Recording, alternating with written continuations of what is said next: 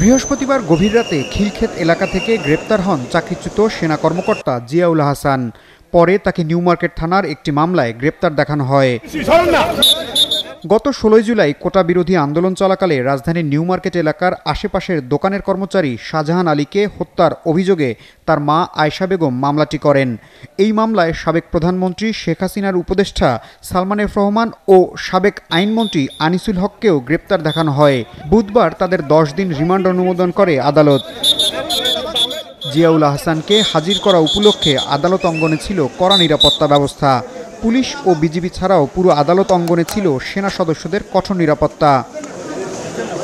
বিকেলে ব্যাপক নিরাপত্তা প্রহরার মধ্য দিয়ে জিয়াউল হাসানকে আদালতে হাজির করা হয়। এ সময় মামলার তদন্ত কর্মকর্তা তার 10 দিনের রিমান্ড আবেদন করেন। শুনানি শেষে 8 দিনের রিমান্ড মঞ্জুর করে আদালত। 8/7/24 নম্বর মামলায় তাকে আজকে প্রডিউস করে 10 দিনের রিমান্ড চেয়েছিল প্রসিকিউশন। সেখানে বিজ্ঞ আদালত তার পক্ষে একজন আইনজীবী, তার আপন বোন ছিলেন আজকে আদালতে। যেহেতু বোন, সে তো আসতে হবে, আসতে হয়, সেজন্য উনি এসেছিলেন, উনি বক্তব্য রেখেছেন। আদালত উভয় বক্তব্য শুনানি অন্তে 8 দিনের রিমান্ড মঞ্জুর করেছেন। এই মামলা ছাড়াও তার বিরুদ্ধে বহু মানুষকে গুম করা, আয়নাঘর পরিচালনা ও ফোনে আড়ি পাতার অভিযোগ আছে বলে দাবি করেন আইনজীবী।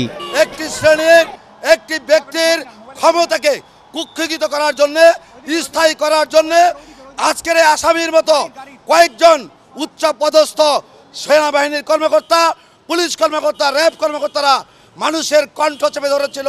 আদালতে জিয়াউল হাসানের পক্ষে রিমান্ড বাতিল চেয়ে জামিনের আবেদন করেন তার বোন অ্যাডভোকেট নাজনীন নাহার। তবে আদালতের এজলাসে নিজের বিরুদ্ধে আনা সব অভিযোগ অস্বীকার করেন তিনি।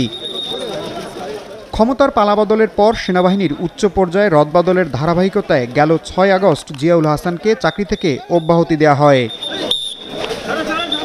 ইশতিয়াক ইমন, 71, ঢাকা।